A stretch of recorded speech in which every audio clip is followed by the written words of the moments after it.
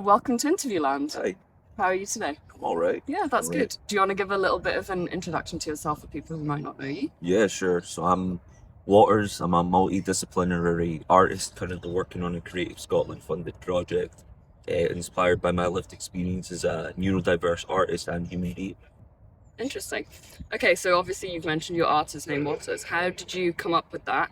And what made you decide on using that to represent your music? It's my last name, right? Which does sound very boring. It sounds very uninspired. When I first started, I started going by the name Angry Young Man. Okay. And people seem to like it. I think it was dreck. I think it was genuinely awful music. Well, it is what it People is. should stop asking me to put it back on.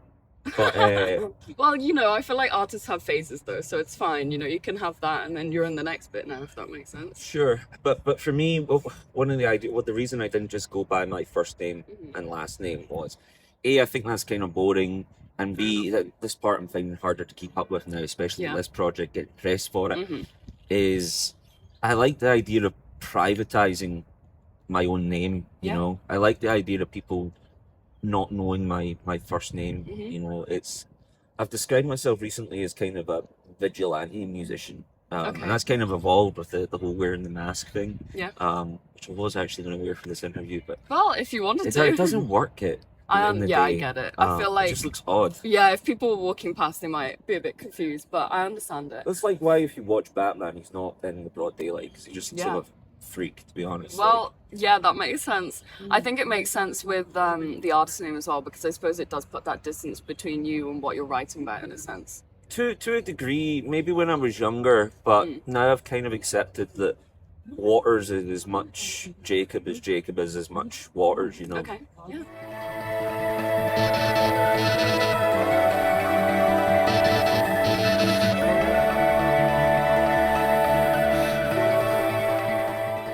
Right, yeah. So the EP is called Alexithymia, which is derived from Greek meaning without meaning for emotion. Stereotype I've faced as an autistic person is your likes of Sheldon Cooper, like unemotive robots. It's not helpful and it's not true. I'd argue that neurodiverse people quite often feel emotions a lot more intensely, Yeah. but they can't necessarily describe how they're feeling. Hence the name Alexithymia. Yeah. And people have asked me to describe this EP recently, and it wasn't until I was talking to a friend that I realised the perfect name to describe it. Okay. There are 3 tracks to this thing, Mhm. and not one track sounds like the other. By the end of it, you're not going to be able to describe Alexithymia. You're not going to be able to describe the EP, Yeah. much like I can't describe my own emotions sometimes. And I think there's something really, really cool about that. Yeah, I think that makes a lot of sense. I think it's obviously I gave it a listen, and I do think there's sort of a common sound bringing it together that you can tell it's your music, but the songs are very distinct in themselves. So you've worked with engineers at Riverside who have worked with a few quite famous people. What was it like collaborating with them, and what are you hoping that they will bring to the EP?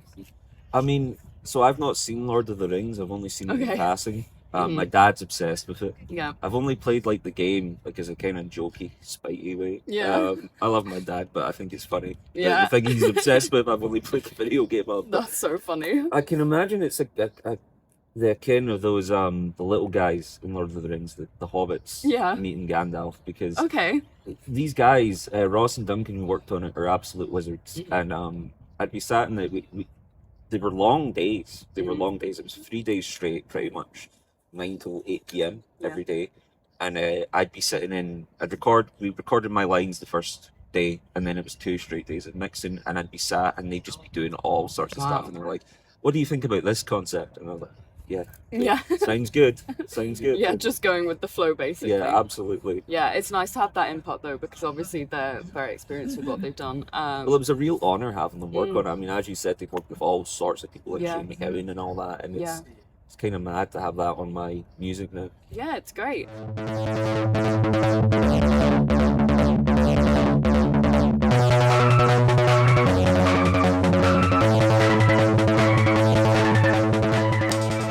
So obviously you've mentioned that your music explores your lived experience in life as a neurodivergent artist. Do you feel that you're providing representation that maybe wasn't there for you growing up? Absolutely. Yeah. Absolutely. I mean, the thing with representation is it's never going to be one size fits all. Definitely. But I at least think that what I'm doing offers a more broad, different representation. As I was telling you on the way up here, I was at my school yesterday, my old high school, giving an alumni speech, and to be able to tell these kids, you know, that somebody who went to their school, someone who was neurodiverse, has went on to do some like quite silly stuff. You know, I always describe it as silly because it feels weird to even say, but yeah, I think it is accomplishing what I set out. Yeah, definitely. And obviously you've also mentioned that you have funding from Creative Scotland. How has that funding helped you deliver this project? So I've never been, I never liked the idea of having to have money to create art, but it does certainly help. Yeah. I think anyone who says that is either lying or probably insanely privileged themselves and they don't realize. So having money to pay people like Ross and Duncan Cameron from Riverside, being able to bring on one of my mates, Christy, as my full-time photographer and videographer, being able to hire a publicist to fully deliver this, it's been great, and I really hope I get it again, because I don't want to go back to just fully doing it on my own. But I think now I'm building something which will hopefully allow me to do something. Even if I never get funding again, I think this has totally changed my process. Yeah, definitely. I think that's interesting how you mentioned about being able to pay people to do certain things that maybe you weren't able to do before. I think it's definitely a big thing at the moment with accessibility in the music industry. People don't realize, you know, how much it costs to get people on board with certain things, but at the same time I think it's so important to be able to have that, because all of the arts can work together, like you say, with having a photographer and videographer. I think having that to go alongside your project is such an important thing, but like you say, it is a privilege to be able to afford it. Oh, absolutely. So yeah, it's great that you have that. I just wanted to talk a bit about the themes that you explore in your music, if that's okay. So explore trauma, social isolation, and discrimination in your music. How do you translate those topics into your work? It's changed over the years. Okay. Before, I'd sit down and really try and process what I was trying to write or sing about. Even quite literally, the first ever sort of era I did was me performing in a jacket made out of Polaroids. It was Polaroids I'd taken over a 3-year period that very much inspired that album at the time, We're No Longer Strangers, it was called. Yeah. And it's changed though. I'm a big fan of David Lynch, and there was a book I read when I was a kid. I think it's called Catching the Big Fish, where he talks about thinking of like ideas, trying to get ideas is like sitting on a lake with a boat. You just got to be patient and let them come, and then just kind of let them flow out. And that's what I've done lyrically with this, especially.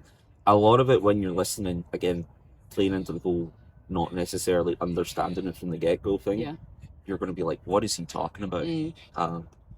But it just works. And there's moments when we were recording where I was like, what am I even saying about? Oh, wait a minute, that connects to that. That means that. Yeah, I think it's a great way for processing things. And like you say, people might not get it straight away, but when the music goes out there, people will interpret it how they want to anyway. And sometimes that is the beauty in it, because they can take it to mean something that relates to them, even if it isn't the same as what you meant. I'm a big believer, and I was telling someone about this the other day. One of the realizations I've had, at least with this project, is there is no set message. I don't think I owe anyone a set message. No. And that isn't to mean that it's meaningless, because it's not. No, not at all. I think every piece of art needs to have meaning within a degree. Some stuff's just fun though. But yeah, whatever you want to take away from this project, take it away. You know, within the confines of the law. Like, don't be doing anything bad and come back and blame me. Yeah, we don't want that.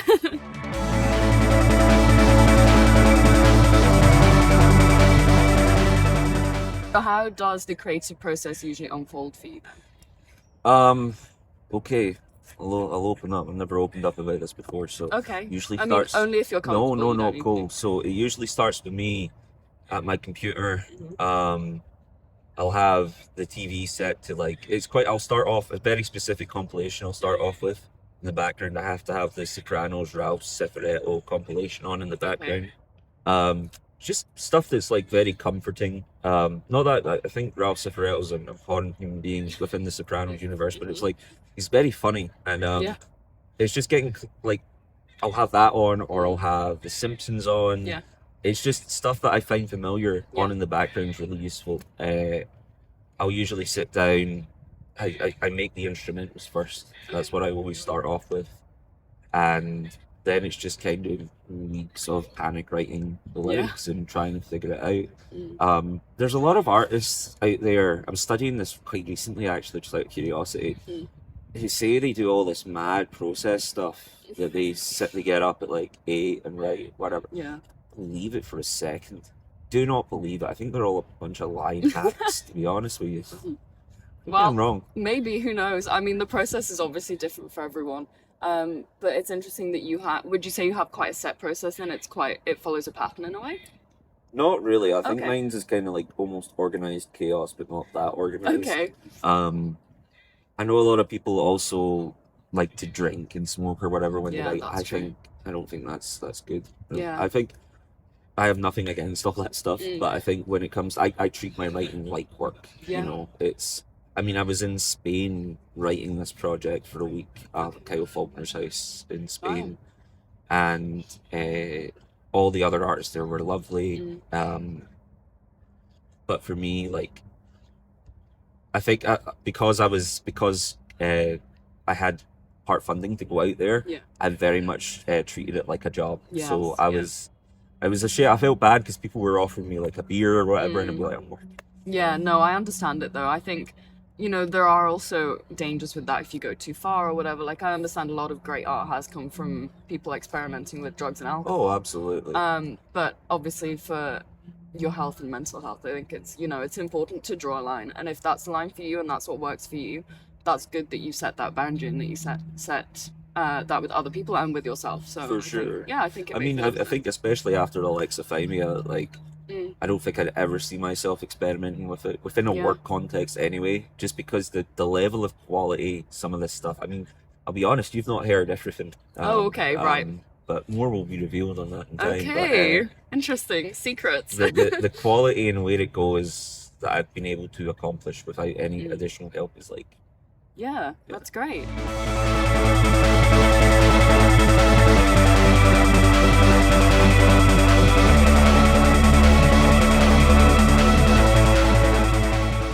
You've mentioned before that you briefly studied film, and I was wondering how that impacts your music. sure. So, had you asked me this a year ago, I would have had like quite a solid answer. It Okay. would have been I approach all my music like I would a film, Mhm. and to a degree that is still kind of true. Yeah.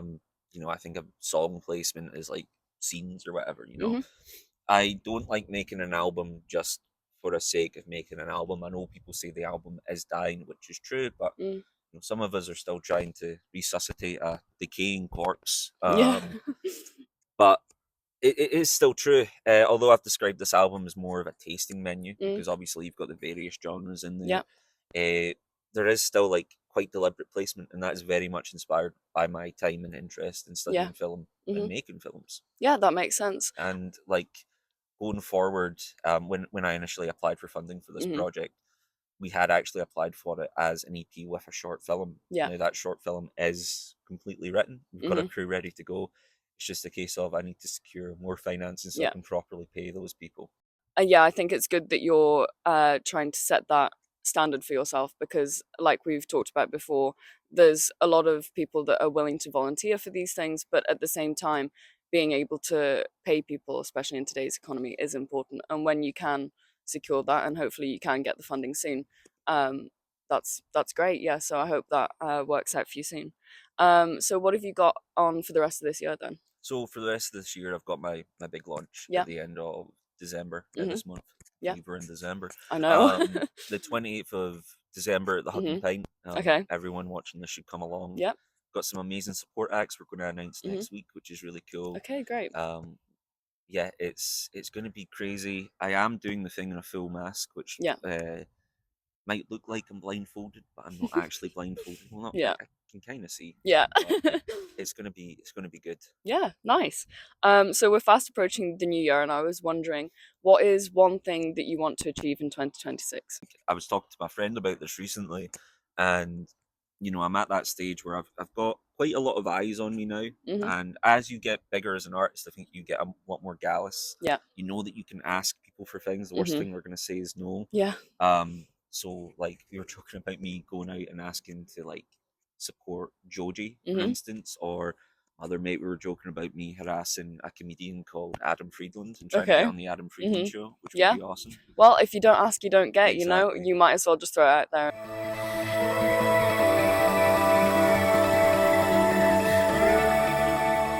Got one last question. This is one that I ask all of the guests. What is one thing that you do or practice regularly to try and make the world a better place? Cool. So mine's is quite a basic one. It's Mhm. also, it might sound a bit corny, but I think you got to be corny sometimes. You Yeah. know, um, there's this old adage of like, what would Jesus do? But Yeah. not everybody's religious. Not Mhm. everybody has a religious connection. So I think a better one is maybe this day and age. Maybe this is a modern equivalent. Is what would Superman do? Yeah. Right? Because Superman is minus in the kind of dumb films from the Mhm. 2010s where it was all edgy, Gal Gadot and all that, Yeah. whatever. Mm. Um, Superman has historically always been like a paragon for good. He's like meant to Yeah. be this representation of this idea of just being good and kind to people. Mhm. And again, that's quite a basic concept, but that's why it's good. It is a basic Yeah. concept, just human goodness, trying to understand one another. Yeah, definitely. I think even though it's such a simple thing, it can make such a big difference. So yeah, it's important to be able to practice it as much as you can. So I think, 100%. yeah, I think that's a great one. Well, thank you very much for speaking to me. I've had a No, great thanks for time. having me.